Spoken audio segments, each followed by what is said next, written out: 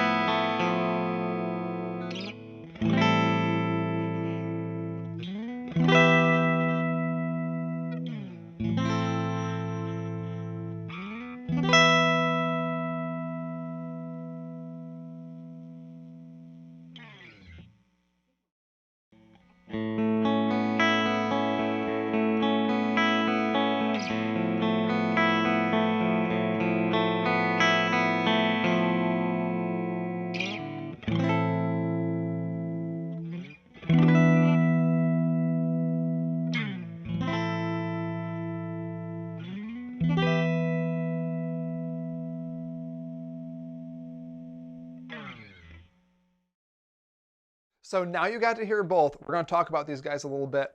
There's 3 important points I want to hit. 1, the physical differences. 2, the sound. And 3, the playability differences. And wait till the end, because then me and Scott are going to throw down and argue which one of these we think is better, because I already know that we disagree. So first, the physical differences of these guys. There's a bunch of small things you might not have noticed. Obviously, you see the big bridge here. You know, the same, similar knobs, stuff like that. Scotty, tell me about the differences. As far as that stuff goes, yeah, we do have a lot, just the great PRS hardware. I would dive in immediately to talking about the carves and the thickness. Right. Huge difference. Huge difference, which I will say on this S2 in particular, none of them ever looked as good as this one does. This is just pulling it off so well as compared to like the customs. Yeah. This guitar looks really good in the so S2 line. I think it's the best feeling and sounding one out of all of them so far. In the S2s, you're saying? Absolutely. Yeah, for sure. This carve, for whatever reason, on the S2 body is super, super cool. Of course, now, the thickness on these guys is much different. The core is definitely thicker front to back. The mahogany is thicker, and the maple on the top is thicker. You know, it's all about time, sanding time, really, right? That labor time, because this is a US built guitar, and we have high labor rates compared to other countries.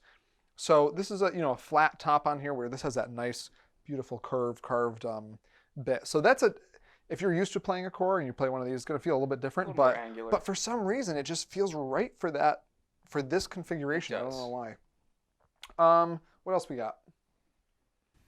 So I would say we talked about this. The necks. The neck is the same profile. It's a pattern vintage. That's what is the claim to fame for the 594, as well as the scale length, of course.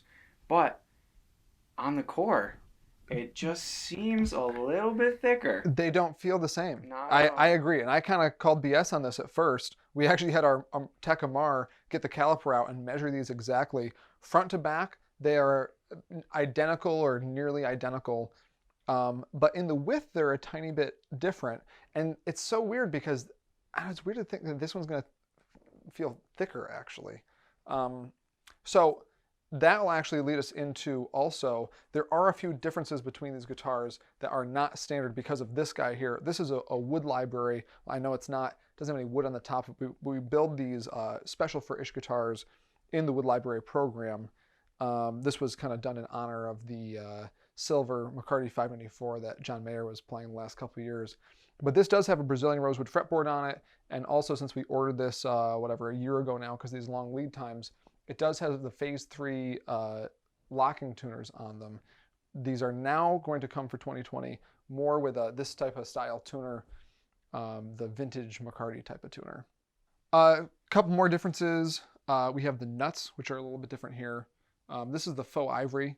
And this is actually the PRS proprietary nut that Paul will not tell me what the actual blend of stuff is. I've asked him a million times. Apparently it has brass shavings in it or something. Interesting that they would use the more technically lubricative nut on the S2. I have no idea why, but it's a difference. Also, just a silly little thing is on the back here, you've got recessed back plates on the core and the back plates that kind of ride over the top there on the S2, just saving a little bit of time in manufacturing there. Of course, more ergonomic. Yeah, of course the inlay is a little different. You know, you only have white plastic in the birds here. These are our own custom birds on this guitar, but usually you'll always have on a typical core guitar, you're going to have a mother pearl inlay on a East Indian rosewood fretboard. So those would be more similar, I guess you could say. Okay, so let's talk about the sound. So the pickups in this guy are 5815 LTs. They are hand-built in the US factory. These guys are actually 8515 S's. 5815 S's, because they have a cover on them. Same pickup as an 8515S, just with a cover on it, actually. What do you think? Very different. Yeah. Very different. Both awesome sounding guitars. Again, I think this is the best sounding guitar in the S2 lineup. This one had a surprising amount of brightness and richness. I noticed that too. Snappy. I would dare say Fendery. I would dare say Fendery too. Even with a coil tap, it accentuates that a Yeah. lot. But even with the full humbucker mode, you get a lot of that. Yeah.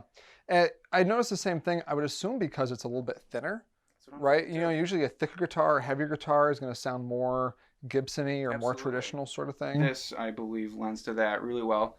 not only girthier in the body mass and what we think is the neck mass, Yeah, but the a little sound, bit. Yeah. it's more round, it's more warm. Both still great articulation on both, but These are TCI pickups now too, because these are correct. 2020 pickups, so these have the TCI process done to them. Also, interestingly, these are low turns, right? 85. I just keep saying this. 5815 LT, low turn. So a low turn pickup's going to give you a little bit less gain in your pickup, but you're also going to get a little more warmth out of it. So I'm sure that has to do with it a little bit too. But I really like how this guitar sounds. It doesn't sound bad. It just has a little more of that twang to it. This has a really nice rolled top end on it though. Very. For sure. Okay, playability. We kind of hinted at this already. We didn't really think so at first, but there's definitely a perception of difference in these necks. This feels thinner. I have no idea why, because a lot of times with a satin finish on a guitar like this, satin will make the neck be perceived to be thinner.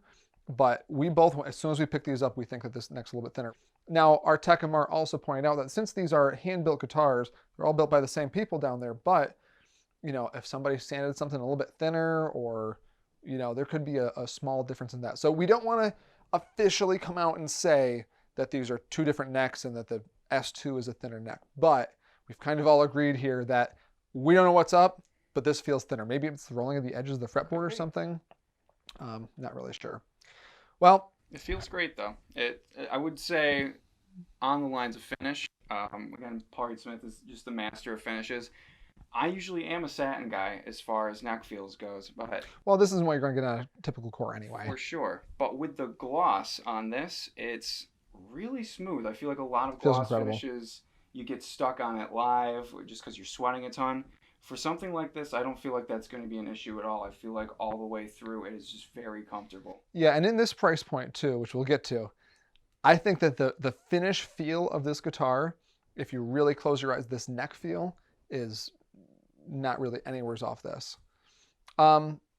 Okay, so which one would you buy? I think it's no contest. Why? I think we're looking at two very different, obviously, price points, but categories, and it doesn't come down to just value. It does. That's the exact opposite of what's going on here. Okay, how much is this guitar? $16.99. Okay, and how much is this guitar? We are looking at late 3,000, early 4,000s. Okay, so what you're telling me is that the value doesn't matter of how much value you get out of this guitar, even though the neck, we agree, feels very similar. It's very good. Extremely high finishing, as you've said. You would still spend twice the money. I mean, you could have two of these guitars. You could pick two, you get another S2, you could almost get a CE and an S2. You just have one of these. You could have two good sandwiches, or you can have one really good sandwich. For sure, I agree, but if I'm gonna go out and spend the money, I don't know, I'm kind of, this S2 is really, they knocked it out of the park with it. They did. And you don't, what you're buying the guitar for is the neck. That's what you buy the 594 for. I mean, the pickups are incredible also too, but you can swap pickups, you can't swap necks. So I'm just saying, find some aftermarket 5815 LTs, throw them in one of these guys, best of both worlds. And now you're only in it for maybe a little over a couple grand. You're an excellent businessman. I'm just saying.